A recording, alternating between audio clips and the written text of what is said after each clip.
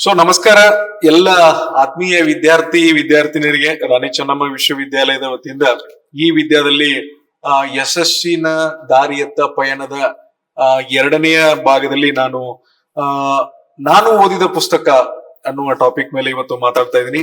ಏನಿದು ನಾನು ಓದಿದ ಪುಸ್ತಕ ಅನ್ನೋದನ್ನ ನಾನು ಹೇಳ್ಬೋದು. ನಮ್ಮ ವಿಶ್ವವಿದ್ಯಾಲಯದಲ್ಲಿ ಯಾವುದೇ ಮೂಲೆಯಲ್ಲಿ ಕಲಿಯುವ ಒಬ್ಬ ವಿದ್ಯಾರ್ಥಿನೂ ಕೂಡ ಬಂದು ವಿದ್ಯಾರ್ಥಿನಿನೂ ಕೂಡ ಬಂದು ನಾನು ಓದಿದ ಪುಸ್ತಕದ ಮೇಲೆ, ಅಂದ್ರೆ ನೀವು ಓದಿದ ಪುಸ್ತಕ ಮೇಲೂ ಕೂಡ ನೀವು ಮಾತಾಡ್ಬೋದು. ನಮ್ಮ ಪ್ರಾಧ್ಯಾಪಕರು ಅಧ್ಯಾಪಕರು ಎಲ್ಲೆಲ್ಲಿ ಯಾರ್ಯಾರು ಪಾಠ ಮಾಡ್ತಿದ್ರೆ ಅವರು ಕೂಡ ಬಂದು ಮಾತಾಡ್ಬೋದು. ಉದ್ದೇಶ ಇಷ್ಟೇ, ನಾವು ಓದಿದ ಪುಸ್ತಕ ಇನ್ನೊಬ್ಬರಿಗೆ ದಾರಿದೀಪವಾಗಬಹುದು, ಮಾರ್ಗದರ್ಶಿ ಆಗಬಹುದು, ಅವರ ಸಾಧನೆಗೂ ಕೂಡ ಅದು ಒಂದು ಮೆಟ್ಟಿಲಾಗಬಹುದು. ಹಾಗಾಗಿ ಅದ್ರ ಬಗ್ಗೆ ನಾವು ಸ್ವಲ್ಪ ಹಂಚ್ಕೊಂಡಾಗ ಒಂದು ಒಳ್ಳೆಯ ವಿಷಯಗಳನ್ನ ಇಂಥ ಪುಸ್ತಕ ಇದೆ, ಇಂಥ ವಿಷಯಗಳು ಅದರಲ್ಲಿ ಇದಾವ ಅಂತಕ್ಕಂಥ ಮಾತುಗಳನ್ನ ವಿದ್ಯಾರ್ಥಿಗಳಿಗೆ ನಾವು ಗಮನಕ್ಕೆ ತಂದಾಗ ಮಾತ್ರ ಏನಾಗ್ತದೆ ಹೇಳ್ರಿ, ಆವಾಗ ಎಲ್ಲೋ ಒಂದು ಕಡೆ ಅವರು ಕೂಡ ಓದುವ ಆಸಕ್ತಿಯನ್ನು ಬೆಳೆಸ್ಕೊಳ್ತಾರ. ಆ ಓದುವ ಆಸಕ್ತಿಯ ಮೂಲಕ ಮೋಟಿವೇಶನ್ ಮಾಡ್ಕೊಂಡು ತಮ್ಮ ಜೀವನದಲ್ಲಿ ಏನಾದ್ರೂ ಒಂದು ಅಟ್ಲೀಸ್ಟ್ ನಾನು ಹೇಳ್ತೀನಿ, ಏನು ಬರೀ ಎಲ್ಲರೂ ಪುಸ್ತಕ ಓದ್ರೆ ಒಂದು ಕಾಮನ್ ಸತ್ಯ ಏನ್ ಹೇಳ್ರಿ, ಒಂದು ಸಾಮಾನ್ಯವಾದ ಸತ್ಯ ಏನಪ್ಪಾ ಅಂತಂದ್ರೆ, ಸರ್ಕಾರದಲ್ಲಿ 6-7 ಲಕ್ಷ ಪೋಸ್ಟ್ಗಳದಾವ, ಅದನ್ನ ಆಲ್ರೆಡಿ ಫುಲ್ಫಿಲ್ ಮಾಡಿದ್ದಾರೆ. ಇನ್ನೊಂದ್ 2-2.5 ಲಕ್ಷ ವೇಕೆನ್ಸಿ ಇದಾವ. ಬಟ್ ನಮ್ಮಲ್ಲಿ ನಮ್ಮ ಸದ್ಯ ಯೂನಿವರ್ಸಿಟಿಯಲ್ಲೇ ಓದುವವರ ಸಂಖ್ಯೆನೇ 1.5 ಲಕ್ಷ ಜನ ಇದೆ. ಅಂದ್ರೆ ಫಸ್ಟ್ ಇಯರ್ ಸೆಕೆಂಡ್ ಇಯರ್ ಎಲ್ಲ ಡಿಗ್ರಿ PG ಗಿಜಿ ಎಲ್ಲ ಸೇರಿ. ಒಂದು ವರ್ಷದ ಪಾಸ್ ಔಟ್ ಎಷ್ಟಿರ್ತದೆ ಅಂದ್ರೆ ಅಪ್ರಾಕ್ಸಿಮೇಟ್ಲಿ 40,000-50,000 ಜನ ಇರ್ತಾರೆ. ನಮ್ಮ ಯೂನಿವರ್ಸಿಟಿಯಿಂದ ಇದು one of the biggest university in the Karnataka. ಹೀಗೆ ಇಡೀ ರಾಜ್ಯಾದ್ಯಂತ ಬೇರೆ ಬೇರೆ ತಾಂತ್ರಿಕ, ಬೇರೆ ಬೇರೆ ಪ್ರೊಫೆಷನಲ್ ಕೋರ್ಸಸ್ ಹೀಗೆಲ್ಲ ಬರ್ತಕ್ಕಂತ ಪದವೀಧರರ ಸಂಖ್ಯೆಯನ್ನ ಇಮ್ಯಾಜಿನ್ ಮಾಡಿದ್ರೆ ಸರ್ಕಾರವಂತೂ ಯಾವುದೇ ಕಾರಣಕ್ಕೂ ಅಷ್ಟು ಜನರಿಗೆ ಉದ್ಯೋಗ ಅವಕಾಶವನ್ನು ಕೊಡ್ಲಿಕ್ಕೆ ಸಾಧ್ಯ ಇಲ್ಲ. ಆದರೆ ಯಾವುದು ಸಾಧ್ಯ ಇದೆ, ಅದರಲ್ಲಿಯೇ ಅತ್ಯುತ್ತಮ ಪ್ರತಿಭಾವಂತರಿಗೆ ಒಂದು ಒಳ್ಳೆಯ ಪ್ರವೇಶ ಪರೀಕ್ಷೆಗಳು, ಸ್ಪರ್ಧಾತ್ಮಕ ಪರೀಕ್ಷೆಗಳ ಮೂಲಕ ಅವರವರ ಅರ್ಹತೆಗೆ ತಕ್ಕಂತೆ ಅವರವರಿಗೆ ಸರ್ಕಾರದ ಉದ್ಯೋಗಗಳು ಒಂದು ಕಾಲಕ್ರಮಣದಲ್ಲಿ ಅವರಿಗೆ ಸಿಗಬಹುದು. ಉಳಿದವರು ಬೇರೆ ಬೇರೆ ವೃತ್ತಿಪರ ಕೋರ್ಸ್ಗಳು ಮಾಡಿರ್ತಾರೆ, ಬೇರೆ ಬೇರೆ ಸಾಕಷ್ಟು ಜಾಬ್ ಆಪರ್ಚುನಿಟಿ ಇರ್ತಾವ, ಕಾರ್ಪೊರೇಟ್, ಬೇರೆ ಬೇರೆ ಇಂಡಸ್ಟ್ರಿ, ಬೇರೆ ಬೇರೆ ವಿಭಾಗಗಳಲ್ಲಿ ನಾವೆಲ್ಲರೂ ಒಂದೊಂದ್ ಕಡೆ ಹೋಗ್ತಿರ್ತಾರೆ. ಒಂದಷ್ಟು ಜನ ಎಲ್ಲಿ ಹೋಗಕ್ಕಾಗೋದಿಲ್ಲ, ಅವ್ರು ಮತ್ತೆ ಅಲ್ಟಿಮೇಟ್ಲಿ ಅಗ್ರಿಕಲ್ಚರ್, ಬೇರೆ ಬೇರೆ ನಮ್ಮ ಮೂಲ ಉದ್ಯೋಗವಾದಂತ ಕೃಷಿಗೆ ಕೂಡ ನಾವು ಹೋಗ್ಬೇಕಾಗ್ತದ, ಅಥವಾ ನಮ್ಮ ಗ್ರಾಮೀಣ ಭಾಗದಲ್ಲಿ ಇರ್ತಕ್ಕಂತ ಬೇರೆ ಬೇರೆ ವೃತ್ತಿಗಳಲ್ಲಿ ನಾವು ತೊಡಗಿಸ್ಕೊಳ್ತಿರ್ತೀವಿ. ಬಟ್ ಇವೆಲ್ಲ ಎಲ್ಲೇ ಇರ್ರಿ, ಬಟ್ ಸಕ್ಸಸ್ಫುಲ್ ಅನ್ನೋದು, ಯಶಸ್ಸು ಅಂತಕ್ಕಂಥದಕ್ಕೆ ಡೆಫಿನೇಷನ್ ಬೇರೆ ಬೇರೆ ಇದೆ. ಯಶಸ್ವಿ ಜೀವನ, ಸಕ್ಸಸ್ಫುಲ್ ಲೈಫ್ ಅಂದ್ರೆ ಸೂಟ್ ಬೂಟ್ ಹಾಕೊಂಡು, ಟೈ ಹಾಕೊಂಡು, ಕೋಟು, ದೊಡ್ಡ ಮನೆ, ಲಕ್ಷಾಂತರ ರೂಪಾಯಿ ಸಂಬಳ, ಕಾರು, ಬಂಗ್ಲೆ, ಇದಕ್ಕೆ ಸಕ್ಸಸ್ಫುಲ್ ಅನ್ನಂಗಿಲ್ಲ. ಇರುವ ವ್ಯವಸ್ಥೆಯಲ್ಲಿ ನಾವು ಎಲ್ಲೇ ಇದ್ರೂ ಕೂಡ ನೆಮ್ಮದಿಯ ನೆಲೆಯನ್ನು ಕಂಡುಕೊಳ್ಳೋದಿದೆಯಲ್ಲ, ನಮಗೆ ಸಮಾಜದಲ್ಲಿ ನನಗೊಂದು ಸ್ಟೇಟಸ್ ಇರ್ಬೇಕು, ನನಗೆ ಒಂದು ಸ್ಥಾನಮಾನ ಇರಬೇಕು, ಅದನ್ನ 4 ಜನ ಅದಕ್ಕೆ ಗೌರವಿಸುವಂತಿರ್ಬೇಕು. ಅದು ಬೇರೆ ಬೇರೆದವ್ರು ಬೇರೆ ಬೇರೆ ರೀತಿ ಇದೆ. ಒಬ್ಬೊಬ್ಬರನ್ನ ಕೇಳಿದ್ರೆ ಒಂದು ಸರಿ ನಾವು ಹೇಳ್ತಿರ್ತೀವಿ, ನಾವು ಒಮ್ಮೆ ಹುಡುಗರೆಲ್ಲ ನಮಗೆ ಪ್ರಶ್ನೆ ಮಾಡ್ತಿರ್ತಾರ, ಅದು ಒಂದೊಂದ್ ಸರಿ ಜೋಕ್ ಕೂಡ ಆಗಿ ಬಂದಿತ್ತು. ಏನಂತಂದ್ರೆ, ಸರ್ ಏನ್ ಸರ್ ಬರೀ ಓದ್ರಿ ಅಂತೀರಿ, ಅಭ್ಯಾಸ ಮಾಡ್ರಿ ಅಂತೀರಿ, ಮತ್ತೆ ಏನ್ ಅಭ್ಯಾಸ ಮಾಡೋದ್ ಬಿಟ್ರೆ ಬೇರೆ ಏನ್ ಹೇಳಕ್ ಬರಲ್ಲ ಅಂತ ನೀವು ಕೇಳ್ತಿರ್ತಾರ. ಹೌದ್ರಿ, ಅಭ್ಯಾಸ ಮಾಡ್ಬೇಕು, ಮತ್ತೆ ಅಭ್ಯಾಸ ಮಾಡಿ ನಮ್ಮಂತವ್ರು ಯಾಕೆ ಅಭ್ಯಾಸ ಮಾಡ್ಬೇಕು, ನಾವೆಲ್ಲ ಬಡವರಾಗಿ ಹುಟ್ಟಿದೀವಿ, ನಮ್ಮ ಅಪ್ಪ ಅಮ್ಮ ಯಾರು ಬೇರೆ ಬೇರೆ ದೊಡ್ಡ ದೊಡ್ಡ ಜನಪ್ರತಿನಿಧಿಗಳಾಗಿರ್ಲಿಲ್ಲ, ಅಥವಾ ಅವ್ರು ದೊಡ್ಡ ಕಾರ್ಪೊರೇಟ್ ಕಂಪನಿ ಕಟ್ಟಿರ್ಲಿಲ್ಲ, ಅವ್ರು ಲಕ್ಷಾಂತರ ರೂಪಾಯಿ ಕೋಟ್ಯಾಂತರ ರೂಪಾಯಿ ಆದಾಯ ಇರ್ಲಿಲ್ಲ, ನಾವೆಲ್ಲ ಅಗ್ರಿಕಲ್ಚರ್ ಫ್ಯಾಮಿಲಿಯಿಂದ ರೈತನ ಮಕ್ಕಳಾಗಿ ಹುಟ್ಟಿದೀವಿ. ನಾವು ಸ್ವಲ್ಪ ಓದ್ಬೇಕು, ಬೆಳಿಬೇಕು, ಮುಂದೆ ಬರ್ಬೇಕಂತ ಮಾಡ್ತಿದೀವಿ. ಅದಕ್ಕಾಗಿ ನಾವೊಂದ್ ಸ್ವಲ್ಪ ಎಲ್ಲೋ ಒಂದ್ ಹೆಜ್ಜೆ ಮುಂದೆ ಬಂದಿದೀವಿ. ನಿಮಗೆ ಹೇಳ್ತಾ ಇದೀವಿ, ನೀವು ಓದಿದ್ರೆ ಒಂದು ಸ್ಥಾನಮಾನಕ್ಕೆ ಬರ್ತೀರಿ ಅಂತ ಹೇಳ್ತಾ ಇದೀವಿ. ಆವಾಗ ಪ್ರಶ್ನೆ ಕೇಳಿದ್ರೆ ಜೋಕ್ ಆಗಿ ಹೇಳ್ಬೋದು ಇದನ್ನ, ಏನಂತಂದ್ರೆ, ಹಾಗಾದ್ರೆ ಓದ್ರಿ ಏನಾಗ್ತದೆ, ಆಯ್ತು ಒಂದು ಒಳ್ಳೆ ಸ್ಯಾಲರಿ ಸಿಗ್ತದೆ, ಒಂದು ಒಳ್ಳೆ ಜಾಬ್ ಸಿಗ್ಬೋದು, ಜಾಬ್ ಸಿಕ್ಕರೆ ಏನ್ ಸಿಗ್ತದೆ, ಒಳ್ಳೆ ಸ್ಯಾಲರಿ ಸಿಗ್ತದೆ, ಒಳ್ಳೆ ಸ್ಯಾಲರಿ ಸಿಕ್ಕರೆ ಏನ್ ಮಾಡ್ತೀವಿ, ನೀನ್ ಕಾರ್ ತಗೋಬಹುದು, ಆಮೇಲೆ ಮತ್ತೇನ್ ಮಾಡ್ಬೋದು, ಮನೆ ಮಾಡ್ಬೋದು, ಮತ್ತೇನ್ ಮಾಡ್ಬೋದು, ಮನೆಯಲ್ಲಿ ಆರಾಮ್ ಇರ್ತದ, ಹೋಗಿ ಆರಾಮ್ ಸೋಫಾ ಮೇಲೆ ಆರಾಮ್ ಕಾಲ್ ಮೇಲೆ ಕಾಲ್ ಹಾಕೊಂಡ್ ಕೂಡ್ಬೋದು. ಸರ್ ನಾನು ಇಲ್ಲಿದ್ದೆಲ್ಲ ಕಾಲ್ ಮೇಲೆ ಕಾಲ್ ಹಾಕೊಂಡ್ ಕೂತಿಲ್ಲ, ಆರಾಮಾಗಿದೆ, ನನ್ಗೆ ಯಾಕೆ ಇದೆಲ್ಲ ಬೇಕಾಗಿದೆ, ನಾನು ಯಾಕೆ ಓದ್ಬೇಕಂತ ಜೋಕ್ ಮಾಡ್ತಿರ್ತಾರೆ ಹುಡುಗರು. ಹಾಗಾಗಿ ಅದಲ್ಲ, ನಮ್ಮ ಲೈಫ್ ಸ್ಟೈಲ್ ಹೇಗಿರ್ಬೇಕು ಅನ್ನೋದನ್ನ ನಾವು ನಿರ್ಧಾರ ಮಾಡ್ಬೇಕು. ಹೇಗಿರ್ಬೇಕು, ನೆಮ್ಮದಿ ಜೀವನವನ್ನು ಕಲಿಬೇಕಾದ್ರೆ ಅದಕ್ಕೆ ಹೇಳೋದು, ಸಕ್ಸಸ್ ಅನ್ನೋದನ್ನ ಹೀಗೆ ಅಂತ ಡಿಫೈನ್ ಮಾಡಕ್ ಆಗೋದಿಲ್ಲ. ವೆದರ್ ಪ್ರೆಸಿಡೆಂಟ್ ಆಫ್ ಇಂಡಿಯಾ ಆಗ್ಬಿಟ್ರೆ ಸಕ್ಸಸ್ಫುಲ್ ಲೈಫ್ ಏನು, ಅಥವಾ ಒಬ್ಬ ಕೃಷಿಕನಾಗಿ ಯಶಸ್ವಿ ಜೀವನವನ್ನ ನಡೆಸ್ಲಿಕ್ಕೆ ಸಾಧ್ಯ ಇಲ್ಲ ನಾವು, ಅದಕ್ಕೆ ಬಹಳ ಅದು ವಿವರವಾದ ಮತ್ತೆ ಚರ್ಚೆ ಆಗ್ತದೆ. ಹಾಗಾಗಿ ನಾನು ಇದನ್ನೇ ಯಶಸ್ವಿ ಜೀವನ ಅಂತ ನಾನು ಹೇಳಿಕ್ ಹೋಗ್ತಾ ಇಲ್ಲ. ಆದರೆ ಒಂದು ಸಂತೋಷದಾಯಕ ಜೀವನವನ್ನ ಸಾಗಿಸ್ಲಿಕ್ಕೆ ನಾವು ಒಂದಷ್ಟು ಒಳ್ಳೆಯ ದಾರಿಯಲ್ಲಿ ನಾವು ಹೋಗ್ಬೇಕಾಗ್ತದಂತೆ ಮಾತುಗಳನ್ನ ಹೇಳ್ತಾ ಇವತ್ತು ಯಶಸ್ಸಿನ ದಾರಿಯತ್ತ ನಮ್ಮ ಪಯಣದಲ್ಲಿ ನಾನು ನಮ್ಮ ಪಯಣ ಯಾಕೆ ಹೇಳ್ತಾ ಇದ್ದೀನಿ ಅಂತಂದ್ರೆ ನಿಮ್ಮ ಜೊತೆಗೆ ನಾನು ಕೂಡ ಆ ಯಶಸ್ಸಿನ ದಾರಿಯತ್ತ ಹೋಗ್ಲಿಕ್ಕೆ ನಿಮ್ಮ ಜೊತೆಗೆ ನಾನು ಪ್ರಯಾಣವನ್ನು ಮಾಡ್ತಾ ಇದ್ದೀನಿ. ಅದರ ಭಾಗವಾಗಿ ನಾನು ಓದಿದ ಪುಸ್ತಕ ಇದು ಇಂಗ್ಲಿಷ್ ನಲ್ಲಿ ಇದು ಇದೆ, ನನ್ನ ಹತ್ರ ಕನ್ನಡದಲ್ಲಿ ಇತ್ತು. ಮತ್ತು ಒಂದು ಡಿಸ್ಕ್ಲೇಮರ್ ಏನಪ್ಪಾ ಅಂತಂದ್ರೆ ನಾನು ಯಾವುದೇ ಪುಸ್ತಕದ ಪರವಾಗಿ ಅದರ ಮಾರಾಟಕ್ಕಾಗಿ ಇಲ್ಲಿ ಪ್ರಚಾರ ಮಾಡುತ್ತಿಲ್ಲ ಅನ್ನೋದನ್ನ ನಿಮ್ಗೆ ಎಚ್ಚರಿಕೆಯ ಒಂದು ಸಂದೇಶವನ್ನು ಕೂಡ ಹೇಳ್ತಾ ಇದ್ದೀನಿ. ಸುಮ್ಮನೆ ಓದಿರೋ ಪುಸ್ತಕಗಳು ಹೇಳಿದೆ, ಬಹಳಷ್ಟು ಪುಸ್ತಕಗಳು ಓದಿದ್ದೀನಿ. ನನಗೆ ಬಹಳ ಇಷ್ಟವಾಗಿರೋ ಪುಸ್ತಕಗಳಂದ್ರೆ ಸ್ವಾಮಿ ವಿವೇಕಾನಂದರ ಪುಸ್ತಕಗಳನ್ನ ಓದಿದ್ದೀನಿ. ಆಮೇಲೆ ರಿಚರ್ಡ್ ಬ್ರಾನ್ಸನ್ ಬಗ್ಗೆ ವಿಶ್ವೇಶ್ವರ ಭಟ್ರು ಬರೆದಂತಹ ಪುಸ್ತಕಗಳನ್ನ ಬಹಳ ನಾನು ಆಸಕ್ತಿಯಿಂದ ಓದಿದ್ದೀನಿ, ಬಹಳ ಅದರಿಂದ ಮೋಟಿವೇಶನ್ ಆಗಿದ್ದೀನಿ, ಅವ್ರ ಬಗ್ಗೆ ತಿಳ್ಕೊಂಡಿದ್ದೀನಿ. ದೆನ್ ಹೀಗೆ ದಿನಪತ್ರಿಕೆಗಳಲ್ಲಿ ಬರ್ತಕ್ಕಂತಹ ಸಾಕಷ್ಟು ಆರ್ಟಿಕಲ್ಗಳು, ಅಂಕಣಗಳು ಅಂತ ಬರ್ತವೆ, ಅವುಗಳನ್ನ ನಾನು ಟೆಕ್ಸ್ಟ್ ಬುಕ್ ತರ ಓದಿ, ನ್ಯೂಸ್ ಪೇಪರ್ ಅಲ್ಲಿ ಬರ್ತಕ್ಕಂತಹ ಅಂಕಣಗಳನ್ನ ಟೆಕ್ಸ್ಟ್ ಬುಕ್ ತರ ಓದಿ ಅದರಿಂದ ಇನ್ಸ್ಪಿರೇಷನ್ ತಗೊಳ್ತಾ ಇದ್ದೆ. ಈಗ ಅಲ್ಲಲ್ಲಿ ಒಳ್ಳೆ ಪುಸ್ತಕಗಳು ಸಿಗ್ತಿರ್ತಾವ, ಯಾರೋ ಹೇಳಿರ್ತಾರ ಅಂತ ತಗೊಳ್ತೀವಿ.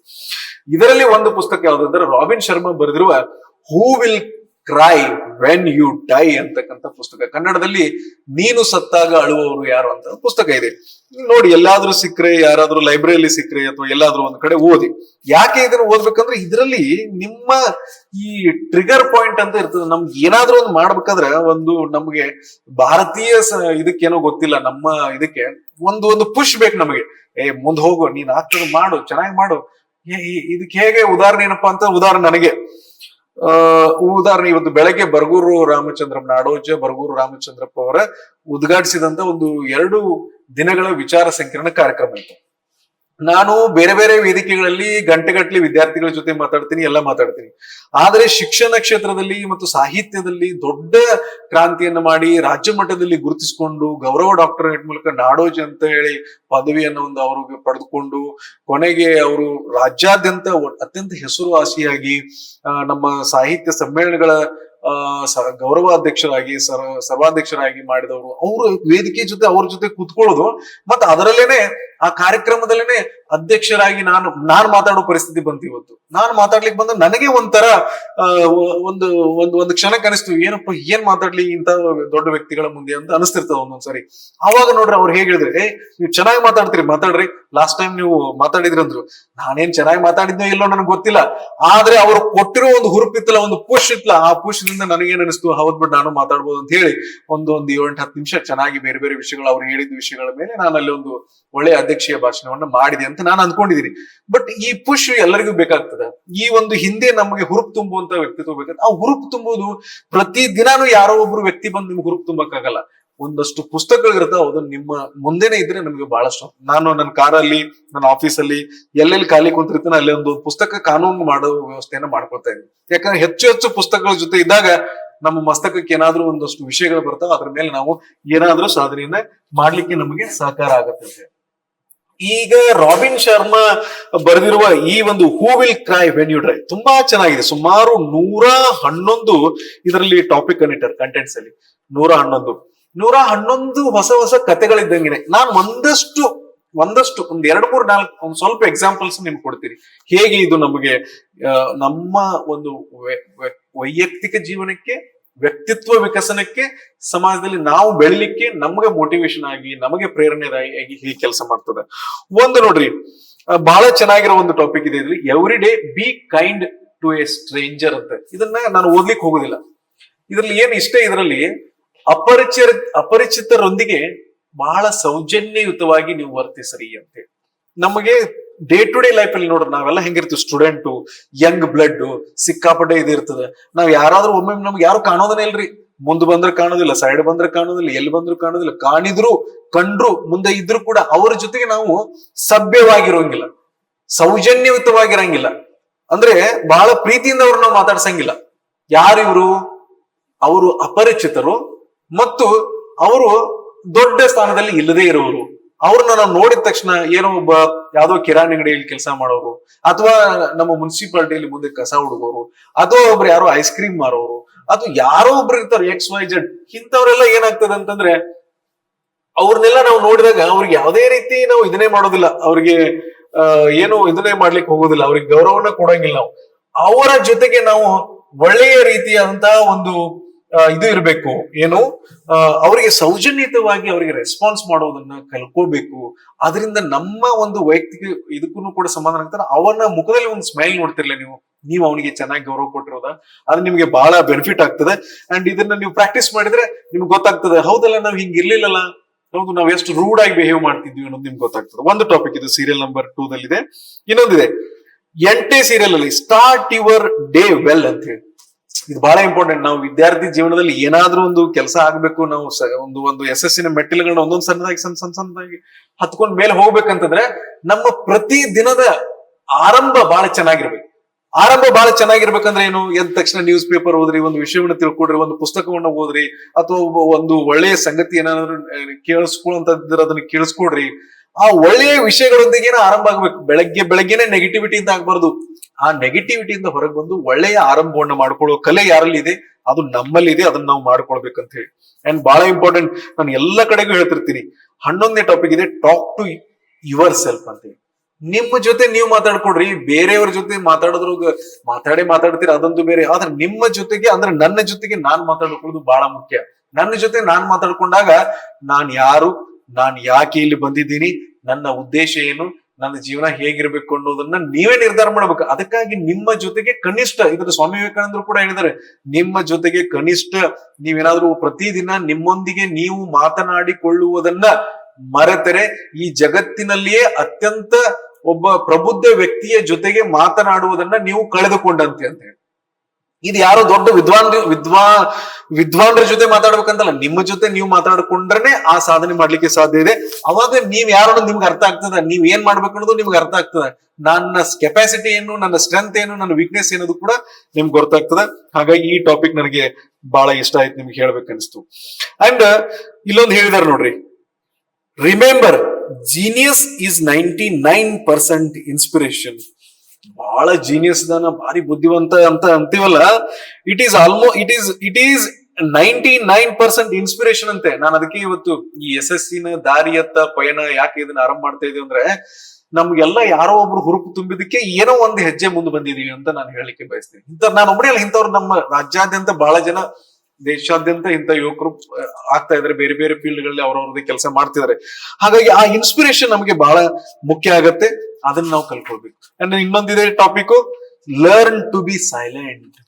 ಶಾಂತವಾಗಿರುವುದು, ಮೌನವಾಗಿರೋದನ್ನ ಕಲಿಬೇಕಾಗಿದೆ. ಈ ಮಾಹಿತಿ ಮಾಲಿನ್ಯ ಮತ್ತು ಶಬ್ದ ಮಾಲಿನ್ಯದ ಜಗತ್ತಿನಲ್ಲಿ ಮೌನವಾಗಿ ಇರೋದನ್ನ ಕೂಡ ನಾವು ಕಲ್ತ್ಕೊಳ್ಬೇಕು. ಅದು ಮೌನವಾಗಿದ್ದಾಗ ನಿಮ್ಮಲ್ಲಿ ವಿಚಾರಗಳು, ಆಲೋಚನಾ ಲಹರಿ ಬರ್ತದೆ. ಅದರಿಂದ ನಿಮ್ಗೆ ಒಳ್ಳೆಯ ಫಲಿತಾಂಶಗಳು ಮುಂದೆ ಕಾಯ್ತಾವ.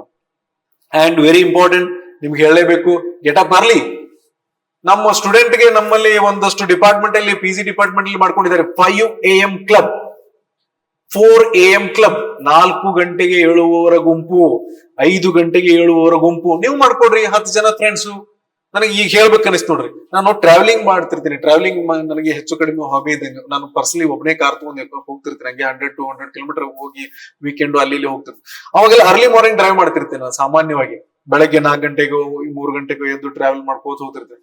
ಒಂದು ಬಹಳ ಖುಷಿ ಕೊಡುವ ವಿಷಯ ಯಾವ್ದು ಹೇಳ್ರಿ ನನಗೆ, 4-4:30 ಅಥವಾ 5:30, 6 ಗಂಟೆ ಸುಮಾರು ಹುಡುಗರು ಫಸ್ಟ್ ಕ್ಲಾಸ್ ಶೂಸ್ ಹಾಕೊಂಡು ಅಥವಾ ಇಲ್ದೇನು ಬರಿಗಾಲೇನು ಬಣ್ಯ ಮತ್ತು ಇದ್ರ ಮೇಲೆ ಒಂದು ಹಾಫ್ ಪ್ಯಾಂಟ್ ಹಾಕೊಂಡು ರನ್ನಿಂಗ್ ಮಾಡ್ತಿರ್ತಾರೆ.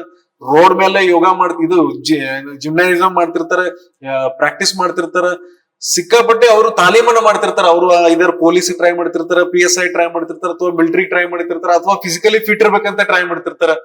ಇವ್ರನ್ನ ನೋಡಿದ್ರೆ ನಂಗೆ ಬಹಳ ಖುಷಿ ಅನಿಸ್ತದೆ. ಯಾಕಂದ್ರೆ ವೆನ್ ಐ ವಾಸ್ ಸ್ಟೂಡೆಂಟ್, ನನಗೆ ಪ್ರೈಮರಿ ಮತ್ತು ಹೈಸ್ಕೂಲ್ ಅಲ್ಲಿ ನನಗೆ ನೆನಪಿದೆ, ನಮ್ಮವ್ವ ಹೋಗು ಅಲ್ಲಿ ಒಂದು 2 ಕಿಲೋಮೀಟರ್ ಒಂದು ಓಡಿ ಬಂದ್ಮೇಲೆ ನಿಂಗೆ ಒಂದು ಎಗ್ ಕೊಡ್ತೀನಿ ಅಂತ ಹೇಳಿ ₹1 ಎಗ್ ತಂದು ಅದನ್ನ ಹೊಡೆದು ಕೊಡ್ತಿರೋ. ನಾನು ಆ ಒಂದ್ ಎಗ್ ಸಲ 2 ಕಿಲೋಮೀಟರ್ ಓಡ್ಬಿಡ್ತೀನಿ. ಅದರಿಂದ ನೋಡ್ರಿ ಹೆಂಗಾಗ್ತದೆ ಮನುಷ್ಯನ್ ಫಿಟ್ನೆಸ್. ನಾವು ಅವಾಗ ಓಡಿ ನಮ್ಮ ಬೆಳವಣಿಗೆ ಚೆನ್ನಾಗಾಯ್ತು, ಫಿಟ್ ಆದ್ವಿ. ನಾನ್ ಪೊಲೀಸ್ ಆಗ್ಲಿಲ್ಲ, ಆ ಮಾತ್ ಬೇರೆ, ಬೇರೆ ಯಾವ್ದು ಮಿಲಿಟರಿಗೆ ಹೋಗಿಲ್ಲ, ಆ ಮಾತ್ ಬೇರೆ. ಬಟ್ ಒಂದು ಹೆಲ್ದಿ ಲೈಫ್ ಸ್ಟೈಲ್ಗೆ ನಾವು ಅಡಾಪ್ಟ್ ಮಾಡ್ಕೊಂಡ್ವಿ. ಹೀಗೆ ಆಗ್ಬೇಕಾದ್ರೆ ಬೆಳಗ್ಗೆ ಬೇಗ ಹೇಳ್ಬೇಕು ಮತ್ತು ನಾವು ಫಿಸಿಕಲಿ ಫಿಟ್ ಇರೋದ್ರ ಕಡೆಗೆ ನೀವು ಗಮನ ಕೊಡ್ಬೇಕು ಅನ್ನೋದು ಕೂಡ ಇದರಲ್ಲಿ ಒಂದು ಪಾಠ ಇದೆ. ಇನ್ನು ಲಾ ಆಫ್ ಮೋರ್, ಹೆಚ್ಚಾಗಿ ನಗ್ರಿ ಅಂತ, ನಕ್ಕೋತೀರಿ, ಸ್ಮೈಲ್ ಕೊಡ್ಕೋತೀರಿ. ಅಂದ್ರೆ ಸುಮ್ನೆ ಹುಚ್ಚರ ತರ ನಗೋದಲ್ಲ, ನಕ್ಕೋತ ಇರ್ಬೇಕಂದ್ರೆ ಈಗ ಕಷ್ಟ ಪಡ್ಬೇಕಷ್ಟೇ. ನಕ್ಕೋತಿರ್ಬೇಕಾದ್ರೆ ಕಷ್ಟ ಪಡದಿದ್ರೆ ನಗ್ಲಿಕ್ಕೆ ಸಾಧ್ಯ ಇಲ್ಲ. ಬಟ್ ಆದಾಗ್ಯೂ ಕೂಡ ಹೆಚ್ಚಿನ ಸಂತೋಷದಾಯಕ ವಿಷಯಗಳ ಕಡೆಗೆ ನಾವು ಹೆಚ್ಚಿನ ಮಹತ್ವವನ್ನು ಕೊಡ್ಬೇಕು. ಅಂಡ್ ಟೇಕ್ ಮೋರ್ ರಿಸ್ಕ್, ಹೆಚ್ಚು ಹೆಚ್ಚು ಜವಾಬ್ದಾರಿ ತಗೊಳ್ರಿ. ಅಂಜಬೇಡ್ರಿ, ಇದನ್ನ ಹೆಂಗ್ ನಂಗೆ ಮಾಡಕ್ ಆಗ್ತದೆ, ಇದ್ ಹೆಂಗ್ ನಂಗೆ ಆಗ್ತದೆ, ಇದ್ ನಂಗೆ ಮಾಡಕ್ ಆಗಂಗಿಲ್ಲ ಅಂತಂದ್ರೆ ನಾವ್ ಏನು ಮಾಡಕ್ ಆಗಂಗಿಲ್ಲ. ನಾನು ಇದನ್ನ ಮಾಡಬಲ್ಲೆ, ಇದನ್ನ ಸಾಧಿಸಬಲ್ಲೆ ಅಂತ ಅಂದ್ಕೊಂಡ್ರೆ definitely you can do anything and everything. Always carry a book with you ಅಂತ ಒಂದು ಹೇಳಿದಾರೆ ನೋಡಿ. ನಾನು ಹೇಳಿದೆ ಆಗ್ಲೇ, ನಾನೀಗ ಸಾಮಾನ್ಯವಾಗಿ ಮೊದಲು ರೂಢಿ ಇರ್ಲಿಲ್ಲ, ನನಗೂ ಇಂಥ ಹವ್ಯಾಸಗಳನ್ನ ಸರಿಯಾಗಿ ಮಾಡ್ಕೊಂಡಿರ್ಲಿಲ್ಲ.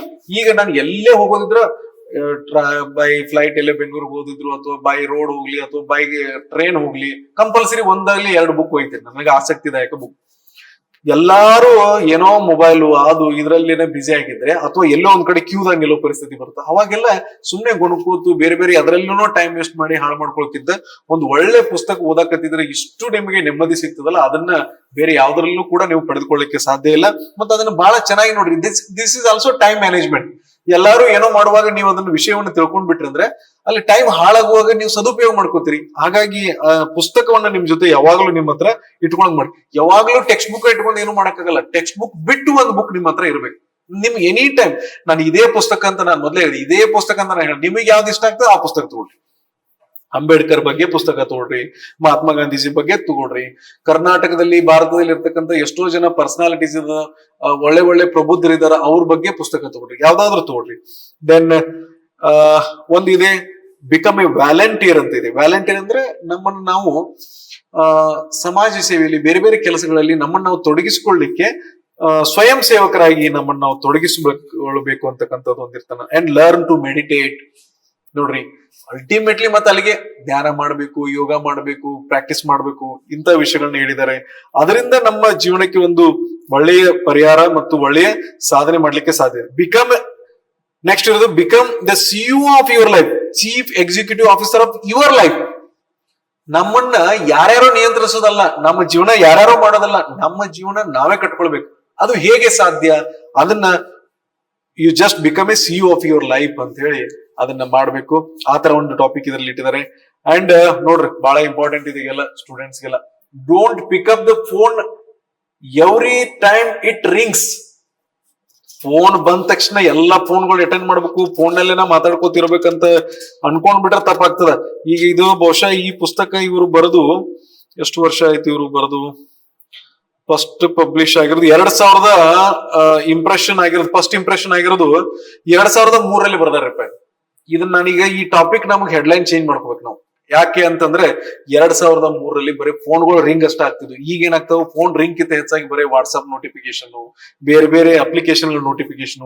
ಹಾಗಾಗಿ ಪ್ರತಿ ಸಲ ಇಲ್ಲಿ ಇರ್ತದ ಅದು. ನಾನು ಅದಕ್ಕೆ ಸೈಲೆಂಟ್ ಮಾಡಿ ಕೂದ್ಬಿಟ್ಟೇನೆ. ಒಂದು ಆಫೀಸ್ ಮೊಬೈಲ್, ಒಂದು ಪರ್ಸನಲ್ ಮೊಬೈಲ್ ಅದಾವ, ಸೈಲೆಂಟ್ ಮಾಡಿ ಕೂದ್ಬಿಟ್ಟೇನೆ. ಈಗ ನಾನು ಮತ್ತೆ ಈಗ ಅಷ್ಟೇ ಸೈಲೆಂಟ್ ಇಲ್ಲ, ಬರೀ ಕಾಲ್ ಅಷ್ಟೇ ಬರ್ತಾವ, ಯಾವುದೇ ನೋಟಿಫಿಕೇಶನ್ ಆನ್ ಇಟ್ಕೊಂಡಿಲ್ಲ ನಾನು. ಯಾಕಂದ್ರೆ ಇಷ್ಟು ಡಿಸ್ಟ್ರಾಕ್ಷನ್, ಇಷ್ಟು ಡೈವರ್ಷನ್ ಇರ್ತದಲ್ಲ.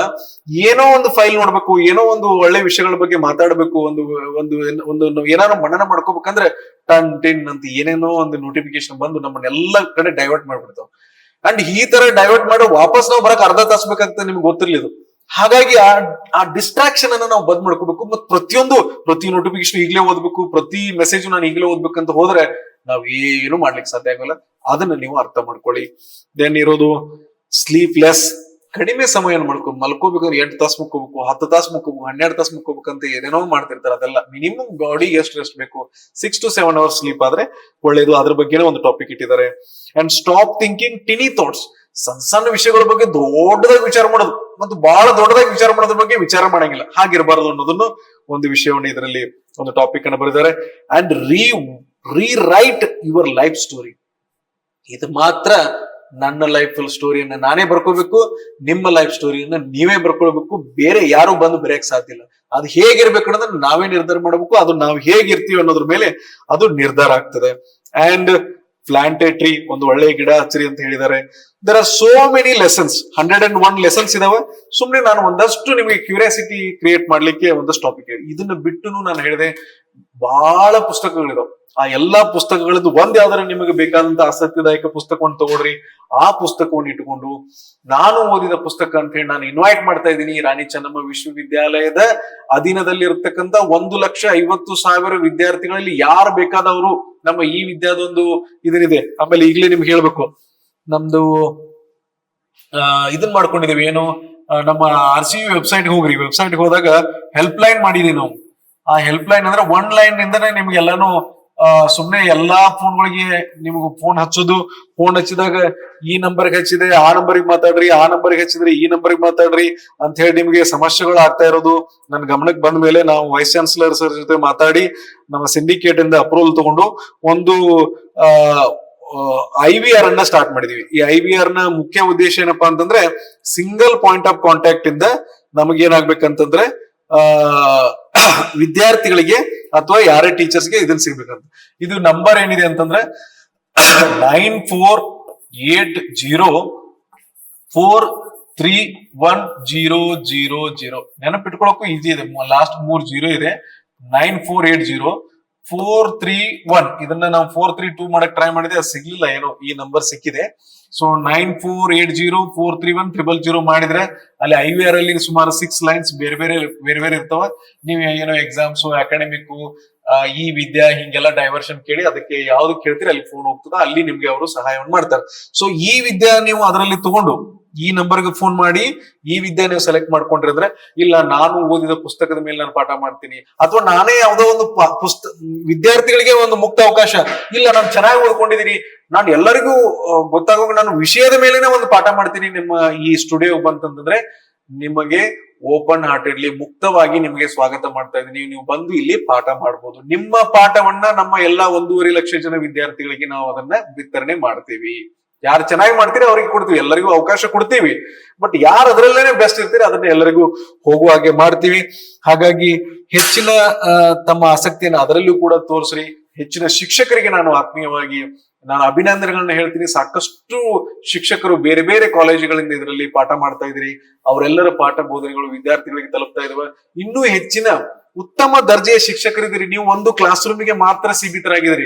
ಅದನ್ನ ವಿಶ್ವವಿದ್ಯಾಲಯದ ಅಡಿಯಲ್ಲಿ ಇರ್ತಕ್ಕಂಥ ಎಲ್ಲ 1.5 ಲಕ್ಷ ವಿದ್ಯಾರ್ಥಿಗಳು ಯಾರ್ಯಾರು ನಿಮ್ಮ ಪಾಠವನ್ನು ಕೇಳ್ಬೇಕಂತ ಬಯಸ್ತಾರ ಅವರೆಲ್ಲರಿಗೂ ನೀವು ರೀಚ್ ಆಗ್ರಿ. ನಿಮ್ಮ ಎಕ್ಸ್ಪೋಸರ್ ಅನ್ನ ದೊಡ್ಡದ್ ಮಾಡ್ಕೊಡ್ರಿ. ನೀವು ಹೆಚ್ಚು ಪಾಠ ಮಾಡಿದಾಗ ಹೆಚ್ಚು ಜವಾಬ್ದಾರಿ ಬರ್ತದೆ, ಹೆಚ್ಚು ಓದ್ಕೋಬೇಕು ಅನಿಸ್ತಾ ಬರ್ತದೆ, ಹೆಚ್ಚು ವಿಷಯವನ್ನು ನೀವು ತಿಳ್ಕೊತೀರಿ. ನೀವು ಹೆಚ್ಚು ವಿಷಯಗಳನ್ನು ತಿಳ್ಕೊಂಡಾಗ ನಮ್ಮ ವಿದ್ಯಾರ್ಥಿಗಳು ಈಗಿನ ಸ್ಪರ್ಧಾತ್ಮಕತೆಗೆ ತಕ್ಕಂತೆ ವಿಷಯಗಳನ್ನ ಅವ್ರು ತಿಳ್ಕೊತಾರೆ. ಕೊನೆಗೆ ನಮ್ಮ ಸ್ಟೂಡೆಂಟು ರಾಜ್ಯದಲ್ಲಿ ಮಿಂಚ್ತಾರ. ಅವರಿಗೆ ಒಳ್ಳೆಯ ಬದುಕು ಕಟ್ಕೊಳ್ಳಿಕ್ಕೆ ನೀವು ನಮ್ಮ ಶಿಕ್ಷಕರು ಅವರಿಗೆ ಸಾಥ್ ಕೊಡ್ತೀರಿ ಅಂತ ಹೇಳ್ತಾ ಆತ್ಮೀಯ ಎಲ್ಲ ವಿದ್ಯಾರ್ಥಿಗಳಿಗೆ, ವಿದ್ಯಾರ್ಥಿನಿಯರಿಗೆ, ನಮ್ಮೆಲ್ಲ ಶಿಕ್ಷಕರಿಗೆ, ಎಲ್ಲ ಬೋಧಕ ಮತ್ತು ಅಧ್ಯಾಪಕ ಎಲ್ಲ ಬಂಧುಗಳಿಗೆ, ಇವನ್ ನಾನು ನಾನ್ ಟೀಚಿಂಗ್ ಇಂದನೂ ಕೂಡ ನಾನು ಇನ್ವೈಟ್ ಮಾಡ್ತೀನಿ. Those who are interested to teach online, ಇಲ್ಲಿ ಬನ್ನಿ, ನಮ್ಮ ಹತ್ರ ವೇದಿಕೆ ಇದೆ, ನೀವು ಅದನ್ನ ಪಾಠ ಮಾಡಿ ಈ ಒಂದು ವೇದಿಕೆಯನ್ನು ಸದುಪಯೋಗ ಪಡಿಸಿಕೊಳ್ಳಿ. ಮತ್ತೆ ಬೇರೆ ಬೇರೆ ನಿಮ್ಮ ಟ್ಯಾಲೆಂಟ್ ಕೂಡ ನೀವು ಟ್ಯಾಲೆಂಟ್ ಅನ್ನು ಕೂಡ ನೀವು ಹರಡಬೇಕಂತ ಅದಕ್ಕೂ ಕೂಡ ನಾವು ಅವಕಾಶವನ್ನು ಕಲ್ಪಿಸ್ತೀವಿ. ಈ Vidya platform is open for all.